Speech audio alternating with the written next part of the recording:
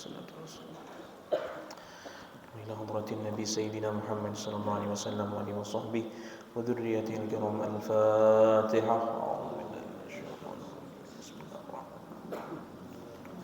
الرحمن الرحيم. مالك يوم الدين. إياك نعبد وإياك نستعين. صراط الذين أنعمت عليهم غير المغضوب عليهم. السلام عليكم ورحمة الله وبركاته. بسم الله الرحمن الرحيم. الحمد لله رب العالمين وبه نستعين على أمور الدنيا والدين. أشهد أن لا إله إلا الله وحده لا شريك له وأشهد أن سيدنا ونبينا محمدا عبده ورسوله. اللهم صل وسلم وبارك على سيدنا محمد وعلى آله وصحبه وذريته والتابعين وتابع التابعين ومن تبعهم بإحسان إلى يوم الدين. Amma ba'd. Pertama-tama marilah kita panjatkan puji syukur kita kepada Allah Subhanahu wa taala yang mana dengan segala limpahan karunia-Nya, taufik hidayah inayah-Nya, alhamdulillah kita dikumpulkan kembali di pagi yang mulia ini di dalam keadaan yang mulia dan di tempat yang mulia pula, dan mudah-mudahan senantiasa Allah jadikan kita sebagai hamba-Nya yang mulia baik di dunia dan juga di akhirat. Amin ya rabbal alamin. Tak lupa pula salawat dan salam selalu tercurah dan terlimpah kepada junjungan kita, Nabi besar Muhammad sallallahu alaihi wasallam, dan juga kepada keluarga beliau, istri-istri beliau, sahabat dzurriyyat beliau, dan para tabi'in, tabi'at tabi'in ila yaumiddin. Amma ba'd. Hadirin wal hadirat, jamaah kuliah subuh rahimakumullah. Sama-sama kita memperbaharui niat i'tikaf kita di dalam masjid ini dengan niat nawaitu an a'takifa fi hadzal masjid sunnatan lillahi ta'ala. Dalam hati sengajaku beriktikaf di dalam masjid ini sunat karena Allah Ta'ala. Qala al-Imam Al-Habib Abdullah bin Alawi Al-Haddad rahimahullah wa nafa'ana bihi wa bi'ulumihi fid darain. Amin. Wa 'alaika bi ta'limil jahilin wa irsyadid dhallin wa tadhkiril ghafilin. Wahdhar an tad'a dhalika qailan innama yu'allimu wa yudhakkiru man ya'malu bi'ilmihi wa ana lastu kadhalik. Au inni lastu bi ahlin lil irsyad li'annahu min akhlaqil akabir wa hadha kulluhu talbisun minasy syaitan. Fa inna at-ta'lima wat tadhkira min jumlatil 'amali bil 'ilm wal akabiru ma saru akabir illa bi fadlillahi wal 'amali bi ta'atihi wa irsyadihim ibadallah ila sabilillah ila akhir. Al-Habib Abdullah bin Alawi Al-Haddad rahimahullah wa nafa'ana bihi wa bi'ulumihi fid darain.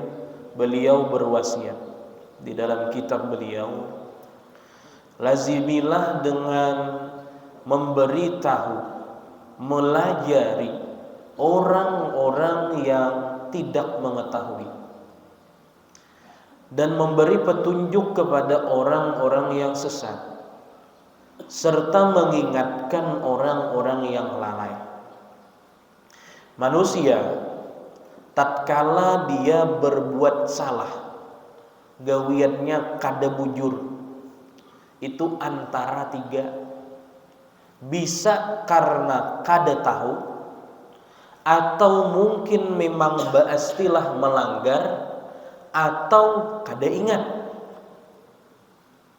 Kita sebagai orang yang diberi Allah pengetahuan, dijadikan Allah ingatan masih baik, dan diberi anugerah oleh Allah taufik untuk memperbuat yang benar. Bukan hanya kita semata yang dituntut untuk membenarkan apa yang kita lakukan, tapi kita pun dituntut untuk memberitahu orang apa itu yang benar, mengingatkan orang tentang kebenaran, sesuatu yang bujur, dan kita pun disuruh mengajak kembali orang-orang yang sudah keluar daripada jalan yang benar itu. Tidak peduli Apakah itu orang lebih tuha dari kita, lebih anum dari kita, lebih kaya dari kita, atau di bawah kita ekonominya? Kita dituntut untuk memberitahu, mengajarkan kepada orang tentang perkara-perkara yang benar itu. Walaupun cara mengajarkan atau memberitahunya itu menyesuaikan keadaan. Kalau kita kepada orang yang di bawah daripada kita, anak, ading, karyawan kita, tegas kita disuruh. Tapi kalau kita kepada orang yang berada di atasan kita, orang tua kita, terkadang ada beberapa orang itu yang mengeluhkan, diri baik aja, sembahyang rajin aja, cuman kawitan di rumah ada bersembahyangan jadi mapa. Wajibkah mengatakan?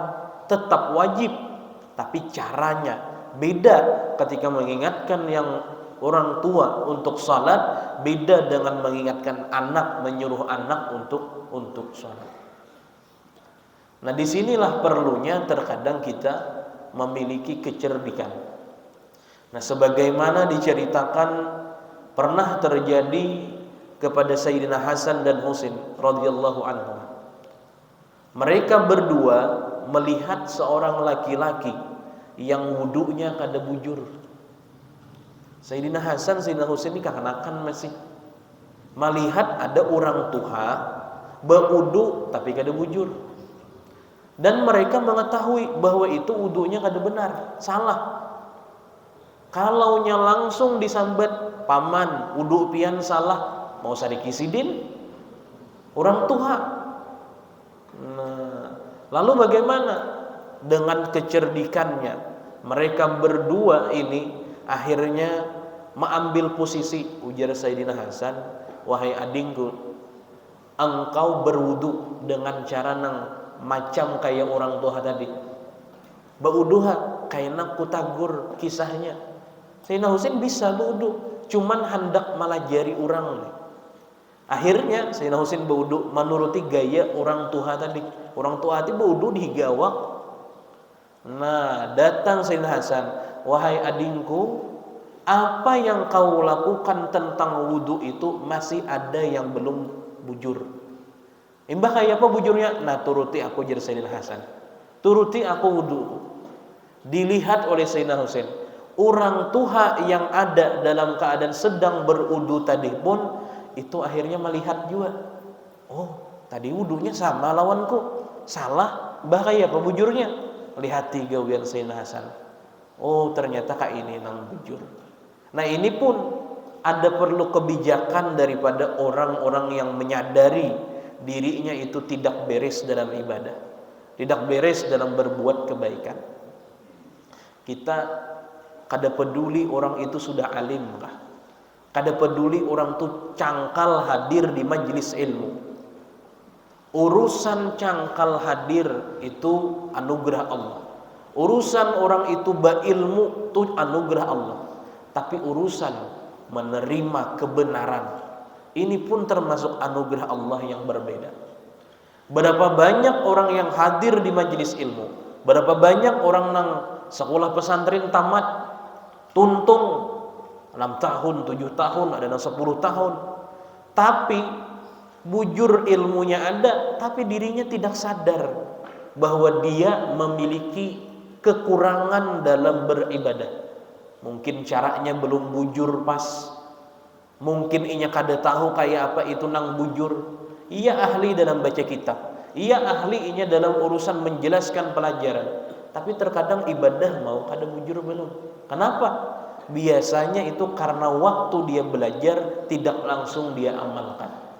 Akhirnya hilang ingatannya tentang bagaimana cara beribadah yang diajarkan itu, sedikit demi sedikit jauh daripada ingatannya. Dan itu terbukti. Makanya kita kada heran, terkadang ada orang nang alim tamat sekolah pesantren, tapi mengaji kada bujur belum, tajwid kada bisa. Kenapa? Nah ini dikhawatirkan kalau memang orang tuh pilak lain bisa lah, ada bisa bersambet huruf lain bisa. Ini orangnya kalau bisa aja, tapi bebacaan kayak bebarang. Kenapa? Nah ini bisa terkadang karena ketidaksadaran diri bahwa diri itu kada bisa.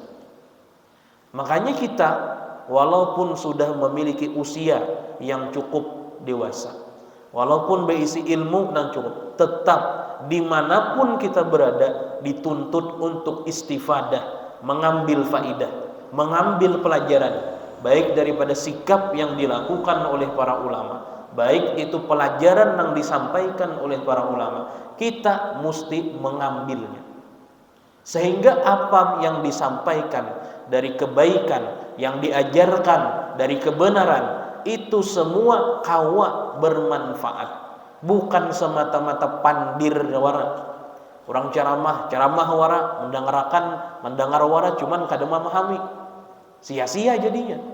Agar istilahnya ada di situ koneksi, ikatan hubungan antara orang nang bepandir dan nang mendengar, maka sama-sama nang bepandir ini niat untuk memadahkan nang bujur di mapa, nang mendengar pun untuk menerima kebenaran walaupun daripada orang yang sebenarnya kita kada kenal. Nah, mesti kita menerimanya. Kita ambil contoh macam cerita Sayyidina Hasan dan Husain serta seorang laki-laki yang sudah dewasa yang berwudu tadi. Nah, tetap mengambil faidah dan ini dituntut macam itu. Ya banyak orang-orang tuh terkadang sudah tamat sekolah pesantren kuliah lagi belajar, merasa hadir ketujuh di majelis ilmu, yang mana di majelis ilmu tuh nang malah jadi tuan guru ganal, tuan guru besar. Akhirnya menyepelekan ilmu-ilmu yang disampaikan di majelis-majelis ilmu yang jamaahnya sedikit, tuan gurunya kada terkenal. Gara-gara apa? Gara-gara gengsi. Dan inilah ujar para ulama, orang nang ada gengsi dalam hatinya atau bahasanya tuh sombong, merasa kada pas, itu kada levelku duduk di situ jar. Nah, ini orang tidak akan bisa mendapatkan ilmu di dalam hatinya. Ini bahayanya. Jadi penting bagi kita hadir di majelis ilmu. Salah satu tujuan untuk mengetahui apa-apa yang belum kita ketahui, untuk mengingatkan kita apa-apa yang sudah kita lupakan, dan untuk menyadarkan kita bahwa kita itu terkadang keluar daripada jalan kebenaran itu. Agar apa? Agar kita bisa kembali ke jalan yang diridhai oleh Allah Subhanahu wa taala. Karena sudah dikatakan manusia lain daripada nabi, sekalipun wali itu mau salah, mau diingat. Manusia siapa aja, alimnya kayak apa aja, kalau orang tuh bukan nabi, hanya sekedar wali kutub sekalipun, itu masih mau berbuat salah.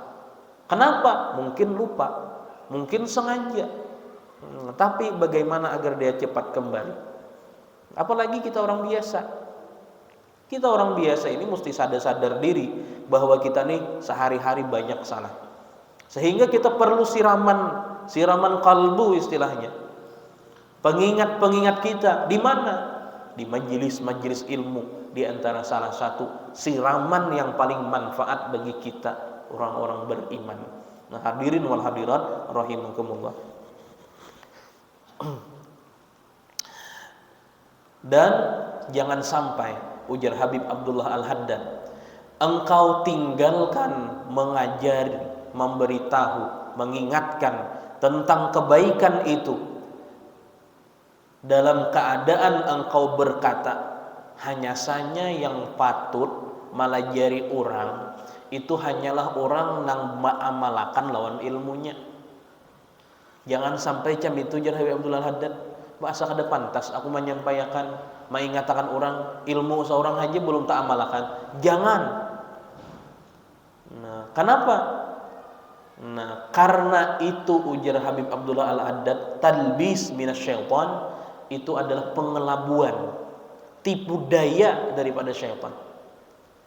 Kalau seorang itu menunggu dia menyelesaikan mengamalkan seluruh ilmunya, hanya hakun menyampaikan ilmu kepada orang lain, niscaya tidak ada satupun selain Nabi yang berdakwah di muka bumi ini.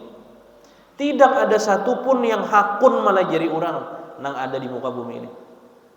Kalau seorang tu mahadang, kain haja aku mahadang tuntung bisa mengamalkan beratan ilmu, hanya aku melajari orang. Kada danang berdakwah hanya akhirnya. Dadanang melajari orangnya. Nah, sedangkan mengajari orang, mengingatkan orang, itu adalah bagian daripada mengamalkan ilmu. Kalau kita kadang merasa, bah aku asa kada cucuk melajari anak. Terkadang kan anak tuh bisa bertahun udah kawitan. Kan banyak orang-orang yang dahulu sekolah itu sekolah agama, ilmunya cukup. Cuman karena sudah terlanjur, dia profesinya sebagai pedagang, terkadang sebagai petani. Ketika anak bertakun, bah, ini kayak apa? Boleh kah kada pede hendak menjawab, padahal tahu ay. Boleh kah ada? Asa kada kawan nyambat. Kenapa garang? Karena merasa ada aja yang lebih cucuk jar. Lalu anak disuruh bila kamu hendak tahu datangi guru nento, coba takuni ha. Padahal seorang kau aja. Nah, ini adalah talbis, hati-hati. Ini bagian daripada pengelabuan syaitan. Syaitan kada usah disampaikan, kamu ada cucuk. Padahal kalau kita bisa melawannya, kita sampaikan apa yang kita ketahui, tapi nang bujur-bujur tahu kita, lain nang mengradau. Nya ada juga di akhir zaman ini, terkadang status sebagai ulama, ustadz, tapi menyampaikan hukum di kalangan orang awam bebarang. Nah, itu hati-hatinya kita. Kita perlu hati-hati tentang hal-hal macam ini. Nah, makanya terkadang kita perlu mengetahui di mana orang tersebut mengambil istinbat, atau dari siapa dia belajar tentang ilmu tersebut. Nah, ini kan kita zaman media sosial, apalagi anak-anak muda. Bukan anak muda aja, ini sampai nang tua itu sudah pakai media sosial. Dan terkadang kita kada tahu siapa nang bepandir di HP kita tuh. Buka HP, ada yang buka Facebook, ada yang buka Instagram, ada yang buka YouTube, ada ceramah, terkagum-kagum kita dengan ceramahnya. Tapi kita kada tahu siapa orang itu, gurunya siapa, Kita khawatir gara-gara kita mengagumi ceramahnya, tak kagumi orangnya. Nang mana orangnya itu banyak kesalahan di dalam penyampaiannya. Itu nang bahaya. Di HP ini kalau kita buka mencari ceramah di YouTube, kalau kita kada berbuat ngaran, hanya sekedar judul, itu nang keluar ceramah orang-orang nang dianggap ustadz oleh buhan Wahabi. Itu bahayanya. Ceramahnya menyejukkan, sesuai lawan apa keadaan kita sekarang. Masalah rumah tangga kayak apa saya kira harmonis, masalah mencari kawan saya kira baik, tapi ujung-ujungnya, bujur awalnya itu menyejukkan, ujung-ujungnya maulah kita kada katuju lawan apa nang digawi oleh orang-orang nang dekat kita, yang mana gawian itu ada mulai sabaharinya. Disalahkannya. Nah, ini bahayanya. Ini bahayanya kalau kita bebarang. Nah, begitu juga bukan hanya ulama-ulama apa ustadz-ustadz Wahabi ini tuh. Terkadang ada juga di kalangan kita orang yang kada cukup ilmu, tapi dia sudah berani berfatwa dengan pendapat-pendapatnya sendiri. Sedangkan berfatwa ini kada kawa, kecuali ujar Imam Malik itu orang itu pernah menguasai. Orang itu menguasai minimal 10 kitab dalam babnya. Kalau kada mun hendak menyampaikan itu hanya sekedar menyampaikan fatwa ulama, kada kawa berfatwa seorang. Nah, hadirin wal hadirat rahimakumullah. Jadi hati-hati kalau kita bertanya, apakah orang itu ahli untuk menjawab pertanyaan kita atau kada ahli. Kita pun seandainya jadi orang nang ditanya, kita mesti sadar diri. Amun kada tahu, sudah sampaikan, aku kada tahu. Ujar Imam Malik, la adri nisful ilim. Kalimat aku kada tahu itu adalah separuh daripada ilmu. Kalau orang tuh terlalu pede, setiap pertanyaan pasti dijawab, ini bahaya. Ini mau ada bagian yang mengaradau. Kalau ada jawaban kada tahu, nah ini orang jujur dalam fatwanya. Jujur dalam apa yang disampaikannya. Enggak ada tahu, pada kada tahu. Jangan sampai bepada pananahunya. Nah akibatnya umat jadi rusak. Umat jadi camuk gara-gara bepada pananahunya ini. Nah hadirin wal hadirat rahimakumullah. Nah, jadi mesti ada ikatan, hubungan, kesesuaian dari orang yang berbicara, kita yang memadahkan kepada orang tentang perkara yang benar, dan orang atau kita yang menerima tentang kebenaran yang disampaikan oleh orang lain. Nah, hadirin wal hadirat rahimakumullah. Makanya kan ketika orang hendak turun ke majelis, niatnya bukan hanya sekedar hadir, tapi istifadah, mengambil pelajaran. Mengambil pelajaran. Saya kira jangan istilahnya bulik ke rumah nol, kada dana pandang diambil pelajarannya. Dapat ya pahala hadir majelis ilmu, tapi pelajarannya kada dapat. Jangan sampai nang macam itu. Hadirin wal hadirat rahimakumullah. Fa idza lam takun ahlan, ujar Habib Abdullah Al-Haddad, kalau engkau tidak ahli dalam urusan mengajarkan kepada orang-orang yang jahil, mengingatkan kepada orang-orang yang lalai, maka tiada jalan untuk menjadi ahlinya kecuali dengan memperbuat perbuatan baik dan mengajak orang kepada kebaikan tersebut. Muna asak ada cucuk terus saumuran macam itu aja. Anak batakun, bini batakun lapas terus, berlepas tangan. Tapi kalaunya sudah dimulai, niscaya engkau akan patut cucuk jadi orang yang menyampaikannya. Walaupun hanya di lingkungan keluarga. Walaupun hanya di lingkungan keluarga, kada terjun ke masyarakat. Nah, ini dituntut. Kenapa? Kita umat Nabi Muhammad ini disebut ummatud da'wah. Umat yang berisi tugas untuk mengajak orang kepada kebenaran. Orang kada tahu, dibadahi. Orang kada ingat, diingatakan. Nah, hadirin wal hadirat rahimakumullah. Kadang awak jua malah jadi orang udah bisa juga menyampaikan asa kada kawa jua, ilmunya asa kurang cukup. Dasar kada ada jua. Minimal ujar Habib Abdullah Al-Haddad, jangan sampai engkau mengajak orang kepada perkara yang kada bujur. Inya perkara-perkara nang kada baik, nang kada bujur tuh terkadang digawi saurangan pak kada rami. Kada rami digawi saurangan. Imbah apa enggak ya Pak? Tugas kita sebagai orang beriman, kalau kawa kita hindari perkara nang kada bujur. Seandainya tagawi juga, jangan babawaan orang. Jangan babawaan orang.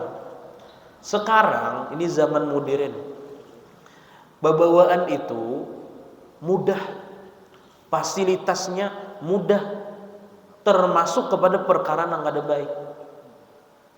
Sekarang banyak kekanakan ahli mengikuti HP ini dibandingkan orang tua. Banyak kawitan betuhukan mulai bahari nukar HP tapi kada bisa mengudak. Dapatnya anak tak ugai berataan isi HP, berataannya bisa mengudak. Dan sekarang banyak jalan-jalan nang maksiat nang ada di HP ini tuh. Termasuk nang banyak dilakukan kekanakan, wah ini judi online. Kita ulun aja kada tahu kayak apa caranya. Apalagi nang sudah jarang diikut HP. Kekanakan wah ini tuh ada. Ini main permainan, dapat koin. Koinnya itu kayak ditaruhkannya. Nang mana taruhan itu akhirnya inya mendapatkan hasil. Kalau inya menang, kalau inya kalah habis. Dan koin itu bujurnya kada jadi duit langsung, tapi mau dijual jadi duit. Ujungnya sama aja judi. Nah, sama ya orang judi bahari kan. Datang ke tempat perjudian, diunjuki kepingan halus kegantian duit sementara. Kayaknya bila anak bulik hanya dihurupi pakai duit, ku kurang lebih cam itu. prakteknya. Nah seandainya orang tuh bisa berjudi online nih, biasanya kada rame bila seorangan aja, pasti hendak babawaan kawan. Hendak babawaan kawan. Babawaan nang kada baik ini dilarang. Innama syu'mu fid da'wa wad du'a ila ghairil haq. Hanya saja celaan itu ada pada orang yang membawaan kepada perkara nang kada bujur itu. Kalau kita kada kawan membawa orang kepada nang baik, minimal jangan membawai orang kepada nang kada baik itu. Nah, hadirin wal hadirat rahimakumullah. Al-Habib Abdullah bin Alawi Al-Haddad pun berwasiat pula, wa 'alaika bi jabri qulubil munkasirin wa mulatafati ad-du'afa'i wal masakin wa muwasati al-muqillin wat taysiri 'alal mu'sirin wa iqradil mustaqridin. Wa fil hadits inna thawabal qardi yazidu 'ala thawabis shadaqah bi thamaniyati ad'af. Dzalika anna al-qarda la ya'khudhuhu illa muhtaj.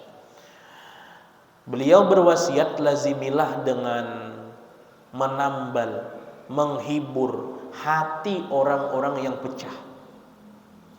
Terkadang orang berusaha, kita berisi kawan, berusaha kada sing payuan, usaha tuh seandainya dagang kada sing pacahan, kita rame, ya dihibur kawan tuh jam apa, dibawa makanan kah. Cakanya orang di pasar tuh bukan bibinian biasanya bawa mancuk kah kawan itu. Caknya lakian bawa mangupi kah kawan tuh. Saya kira adanya terhibur. Kenapa? Karena pahala menyenangkan hati orang lain itu termasuk pahala yang paling besar di sisi Allah. Dalam hadis disebutkan min afdalil a'mal idkhalis surur ala qalbil mu'min.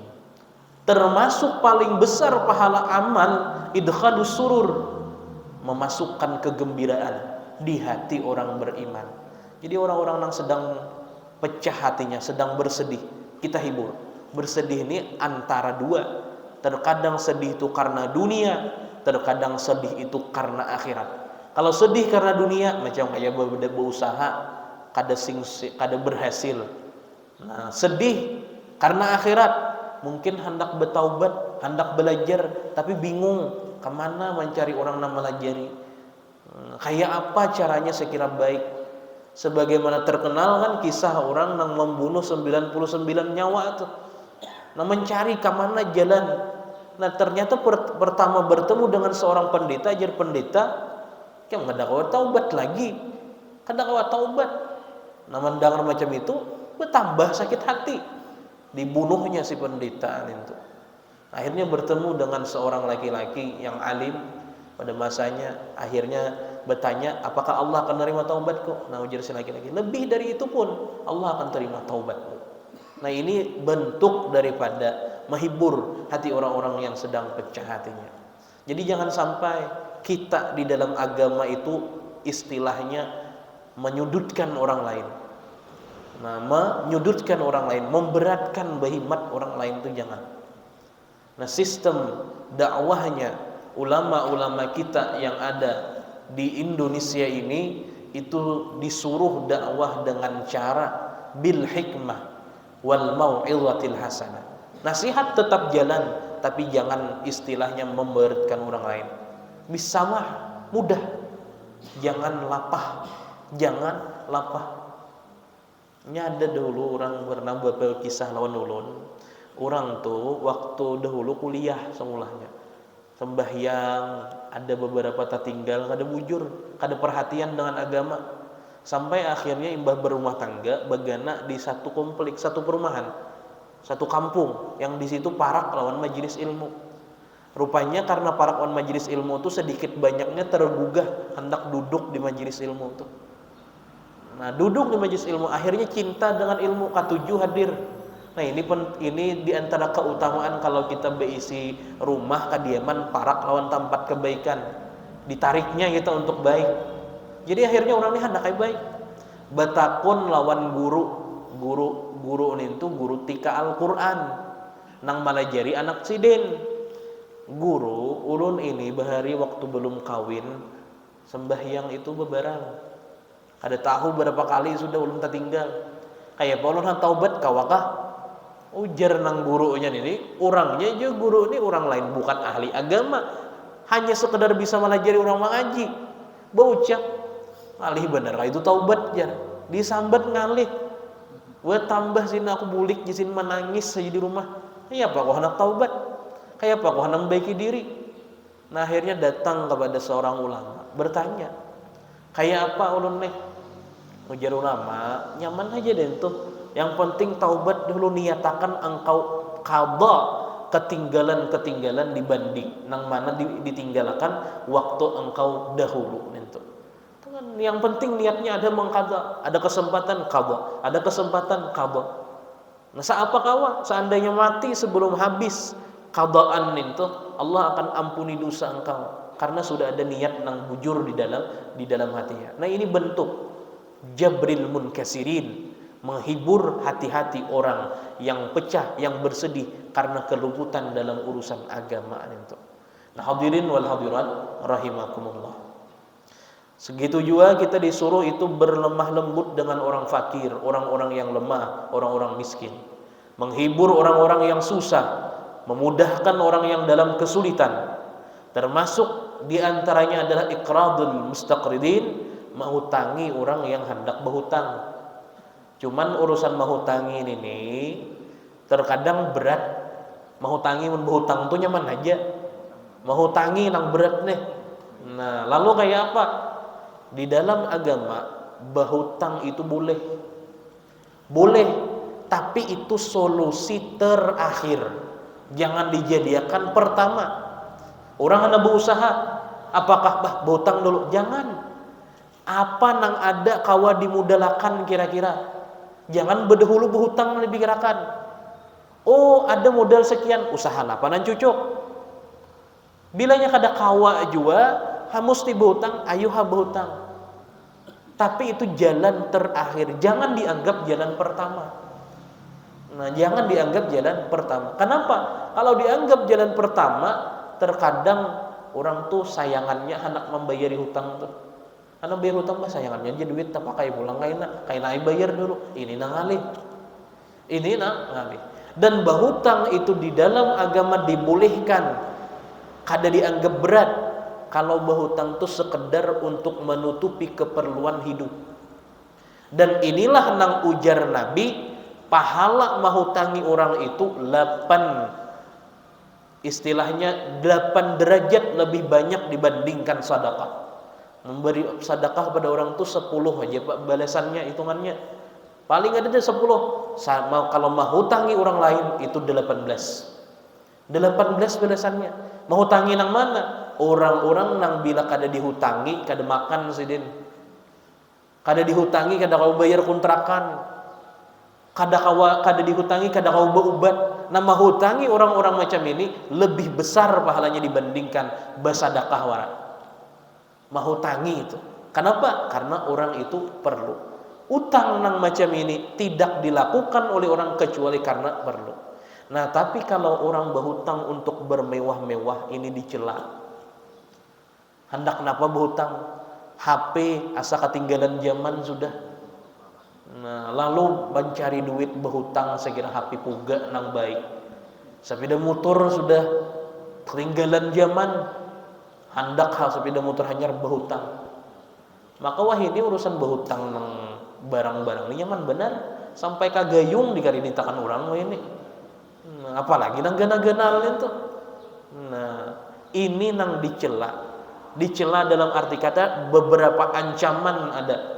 Sebagaimana dalam sabda Rasul sallallahu alaihi wasallam, man faraqa ruhul jasad wa huwa bari'un min tanas dakhalal jannah. Ini janji Nabi, orang nang meninggal dalam keadaan lepas dari 3 perkara ini pacan masuk surga. Artinya bila kada lepas daripada 3 ini pacan berurusan dahulu. Apa 3 nih? Pertama, dia meninggal, dia kada meninggalkan sifat sombong di hatinya. Taubat sudah dari kesombongannya. Yang kedua, dia meninggal dalam keadaan terbebas daripada ghulul. Korupsi aja kita. Dana ampun orang dijumput sedikit kesan seorang. Ini kada adanya bersifat macam ini. selamat. Nang ketiga, dia terlepas daripada hutang.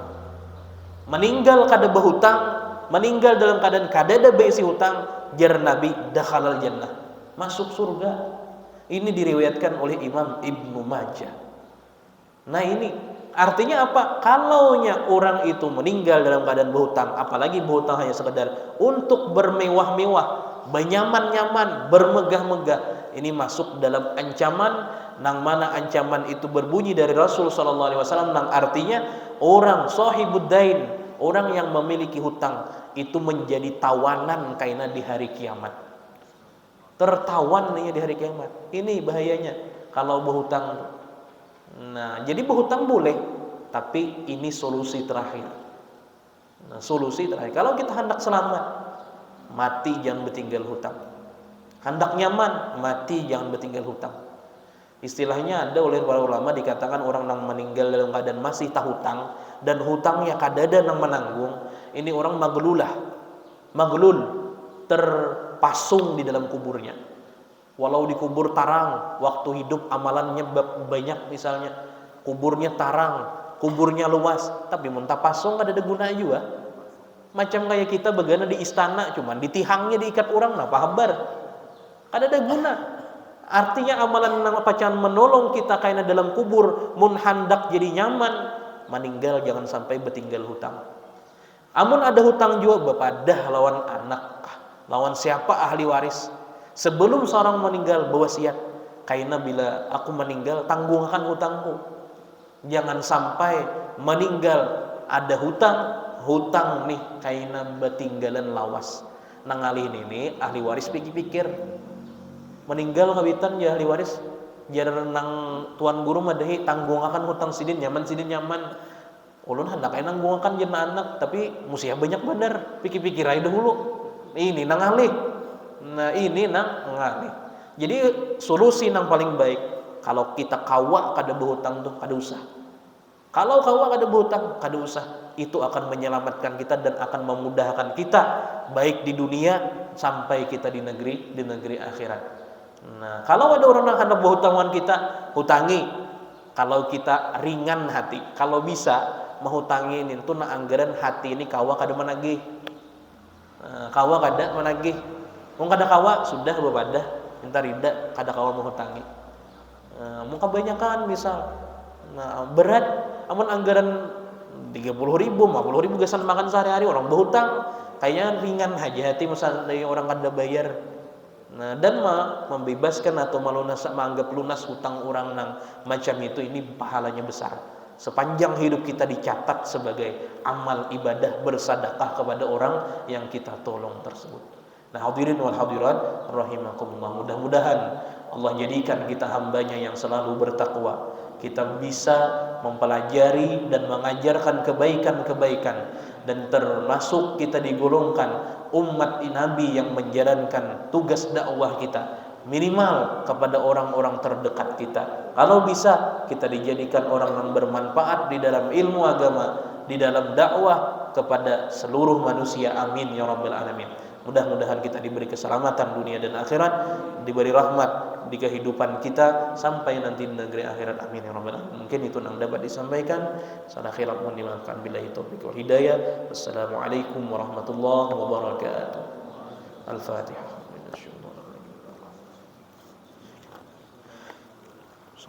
Bismillahirrahmanirrahim. Alhamdulillah rabbil alamin. Allahumma shalli wa sallim ala sayyidina Muhammad wa alihi washabbihi ajma'in. Wa ala ونزدنا رحمة وعلما وهدى توفيقا برحمتك يا أرحم الراحمين. اللهم إنك عفو تحب العفو فاعف عنا وعن والدينا وعن جميع المسلمين. اللهم بارك القرآن وانزل القرآن بالحكمة والبيان. بارك اللهم لنا في شهر رمضان. ربنا آتنا في الدنيا حسنة وفي الآخرة حسنة وقنا عذاب النار. صلى الله على سيدنا محمد وعلى آله وصحبه وسلم. اللهم صل